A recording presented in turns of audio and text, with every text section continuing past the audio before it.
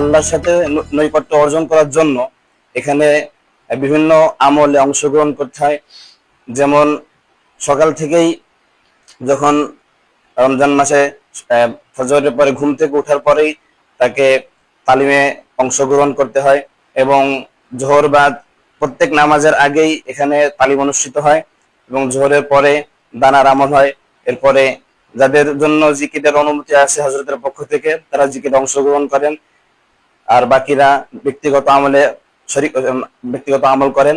ইতিকাফে বসলে যেমন সুন্নত ইতিকাফ, এখানে বসলে মসজিদের একটা সীমানা আছে, এখান থেকে বাইরে হওয়া যায় না, এবং দুনিয়াবি কাজ থেকে বিরত থাকা, সব সময় আমলের মধ্যে জুড়ে থাকা, দুনিয়ার কাছ থেকে মানে প্রয়োজনীয় ব্যতীত ফারেক থাকা যায়, এটা চেষ্টা করা, এবং কি পরিমাণ আল্লাহ তাআলার সাথে সম্পর্ক করার জন্য দিনী কাজ করা যায়, কোরআন তেলাওয়াত, ওয়াজিফা, দোয়া, তাসবিহ, জিকির, এগুলো বেশি বেশি করার চেষ্টা করা।